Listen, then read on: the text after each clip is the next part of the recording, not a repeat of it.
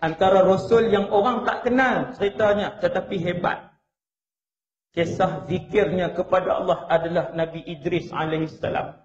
Sebut Nabi Idris pun orang tak tahu cerita apa Nabi Idris. Sebut Nabi Musa semua orang boleh cerita tentang Nabi Musa.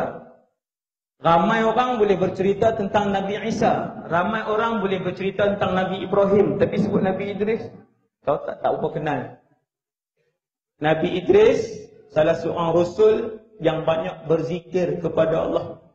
Sehingga kan kata Rasulullah, Nabi Idris yang mahir menjahit. Pakar jahit. Nabi Idris kana khayyatan. Dia dulu, bukan dululah. Ketika dia hidup, dia adalah seorang tukang jahit. Mahir. Kata Rasulullah, setiap kali Idris alaihissalam memasukkan jarum untuk menjahit, beliau akan sebutkan subhanallah walhamdulillah wa la ilaha illallah wallahu akbar. Subhanallah walhamdulillah wa la ilaha illallah wallahu akbar. Sehinggalah baginda Nabi Idris alaihissalam menyelesaikan jahitan sebuah pakaian. Sampai habis. Setiap kali beliau memasukkan jarum dan benang, maka setiap kali itulah beliau menyebutkan subhanallah walhamdulillah wa la ilaha illallah wallahu akbar. Tuan-tuan tengok zikir yang sama. Sampai hari ini, zikir itu masih ada dan disyariatkan kepada umat Nabi Muhammad sallallahu alaihi wasallam. Zikir itu, tuan-tuan, zikir yang sama diberikan ataupun diperingatkan oleh Nabi Ibrahim alaihissalam pada malam Mi'raj. Sebelum Nabi turun, Nabi Ibrahim bersembang dengan Rasulullah dan Nabi Ibrahim pesan, wahai Muhammad, sampaikan salam aku kepada umat kamu. Wahai Muhammad, bagi tahu kepada umat kamu, di sana ada satu zikir. Apabila setiap kali umat kamu menyebutnya, Allah Subhanahu wa taala akan menanamkan kepada beliau, kepada orang itu, satu benih pokok dan pohon di dalam syurga. Zikir itu ialah subhanallah walhamdulillah wa la ilaha illallah wallahu akbar, yang Nabi buat 100 kali pagi dan 100 kali petang. Kita buat dah? Tak juga. La ilaha illallah. Maka Nabi Idris, satu orang Rasul yang terkenal banyak zikirnya. Bahkan semua Rasul berzikir pagi dan petang, siang dan malam, tidur dan jaga. Hati dan diri mereka hidup dengan zikir, menyebut nama Allah, mengingati Allah Subhanahu wa taala. Seolah-olah Allah nak beritahu kepada kita, tuan-tuan, aku ciptakan kamu di bumi ini, keseluruhan hidup kamu, daripada kamu mula balik sampailah kamu mati, kamu hendaklah mengingatiku. Kamu mestilah menyebut-nyebutkan nama aku. Kamu mestilah mengulang-ulangkan nama aku di mulut dan di hati kamu. Kemudian kamu mengagungkan aku dalam kehidupan kamu. Sampai bila ya Allah? Sampai mati dah. Kemudian lepas mati di barzakh dah tak ada zikir. Di barzakh sudah tidak ada Quran. Di barzakh sudah tidak ada zakat. Di barzakh sudah tidak ada haji. Di barzakh sudah tidak ada salat. Bahkan di barzakh dan di akhirat sudah tidak ada lagi yang namanya ibadah. Itu dalam syurga Ustaz, tak ada dah ibadah, zikir-zikir Quran apa semua, zakat, haji semua ni tak ada. Ya tak ada. Oh, buat hutang malam ni. Siapa suruh tak main kuliah? Apabila satu orang itu malam ini roh dia keluar daripada tubuhnya, maka berakhirlah kemanisan ibadah di dalam kehidupan dia buat selama-lamanya. Dia tak boleh beribadah dah. Bahkan manusia dilarang oleh Allah untuk beribadah di dalam surga. Allah tak pergi sembahyang kau Ustaz. Ya, Allah tak benarkan solat lagi di dalam syurga, sebab syurga tempat untuk bersenang lenang. Ini baru kita faham. Baru kita faham malam ni, oh rupanya dunia ni saja untuk ibadah. Ya, hanya dunia ini untuk ibadah. Kemudian selesai yang namanya ibadah. Kerana itu Allah sebut, wa ma khalaqtul jinna wal insa illa liya'budun. Dan tidaklah aku ciptakan jin dan manusia hanya sahaja untuk mereka menyembah dan beribadah. Di mana? Dunia ni. Dalam syurga boleh solat, tak dibenarkan solat. Dalam syurga boleh ada ustaz nak bersedekah, tak dibenarkan bersedekah dalam syurga. Subhanallah. Maksudnya untuk ibadah itu hanya untuk di dunia ini sahaja. Sebab tu kita tengok awliya Allah, tuan-tuan guru, alim ulama yang rabbani, mereka apabila beribadah, ibadah mereka lama. Mereka apabila beribadah, ibadah mereka banyak. Sebab apa? Sebab mereka mengerti bahawasanya ibadah itu di dunia ini saja. Yang tak kerti ni kita. Bukan tak kerti, tak lain. Kita lah, saya dan kita semua.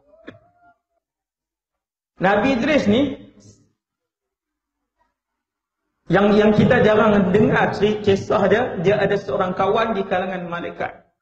Malaikat ni selalu datang berjumpa dengan Nabi Idris alaihissalam. Sebab malaikat ni suka dengan Nabi Idris kerana Nabi Idris banyak beribadah dan berzikir kepada Allah. Malaikat bila dia jumpa dengan para Nabi dan Rasul, dia akan berupa dengan rupa manusia. Ingat tuan, apabila malaikat berjumpa dengan para Rasul dan Nabi ataupun mana-mana manusia yang Allah izinkan, maka dia akan berupa dengan rupa manusia. Maka malaikat ni, dia selalu jumpa Nabi Idris. Berkawan. Sehinggalah satu tempoh yang panjang, satu hari Nabi Idris kata, wahai fulan, dia panggil malaikat tu, aku teringin untuk bersiar-siar di langit.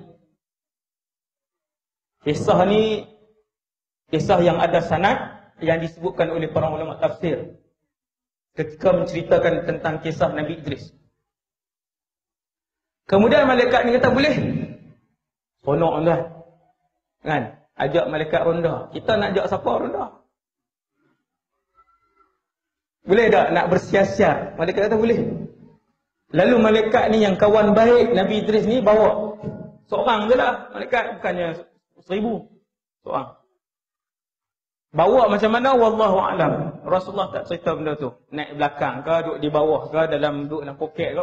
Wallahu a'lam, saya pun tak tahu. Bawa. Naik langit yang pertama, pusing. Tuan-tuan, dalam satu hadis lain, tiap-tiap langit ketebalan dia 500 tahun. Ni hadis lain.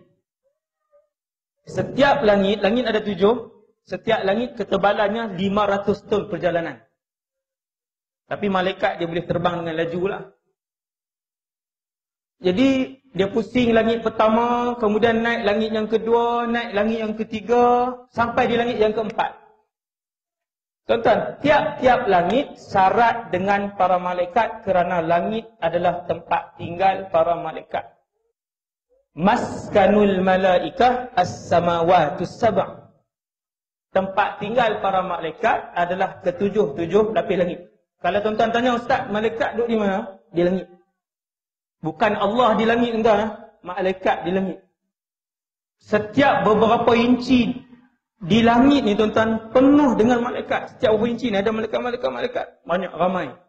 Sampai di langit yang keempat, tiba-tiba terserempak dengan malaikat maut. Ni malaikat yang bawa Nabi Idris ni, tiba-tiba terserempak malaikat maut pun panggil. Wahai fulan, malaikat maut dikenal lah sebab antara ketua para malaikat 4. Jibril alaihissalam, malaikat maut, Israfil, Mikail. 4 ketua yang paling tinggi di kalangan malaikat 4 orang ni. Jadi malaikat maut ataupun Israel, nama kedua-dua nama ni yang sahih, Malakul Maut, nama yang sahih. Dia pun panggil, dia kata, wahai fulan, siapa yang kamu bawa? Oh, aku bawa Idris alaihissalam. Tuan-tuan, apa jawab malaikat maut? Kata malaikat maut, subhanalladzi khalaqah, ataupun subhanalladzi dabbara amrah. Maha suci Allah yang telah mentadbir alam ini. Tadi Allah arahkan aku untuk mengambil nyawa Idris alaihissalam di langit yang keempat. Dan sampai sekarang aku berfikir, macam mana nak ambil nyawa Idris di langit yang keempat, sedangkan Idris ni manusia, Nabi, tapi dia tinggal di bumi. Rupa-rupanya kamu yang bawa dia naik. Maka bismillah, ha? Tuan-tuan, bukan sembelih. Ambil nyawa Idris alaihissalam, subhanallah. Nabi Idris satu-satunya rasul yang nyawanya diambil di langit. Hadis ni sahih. Diambil di langit ke berapa? Langit yang keempat. Sampai ke malam ini, Idris alaihissalam berada di langit yang keempat. Malam ini. Nabi Adam di langit yang pertama. Kemudian ada Nabi Yusuf, ada Nabi Zakaria dan Nabi Isa. Kemudian di langit yang keempat ada Nabi Idris alaihissalam. Langit kelima ada Nabi Harun. Langit yang keenam ada Nabi Musa. Langit yang ketujuh ada Nabi Ibrahim alaihissalam. Allah sebut dalam Quran, wa rafa'nahu makanan 'aliyya. Dan Idris kami mengangkatnya pada kedudukan yang tinggi. Hebat tak kedudukan dia, tuan-tuan? Subhanallah. Tengok kisah Idris, satu orang yang membanyakkan zikir kepada Allah. Zikir, tuan-tuan, penting. Beli tasbih, letak dalam poket. Jangan tinggal di pejabat pula.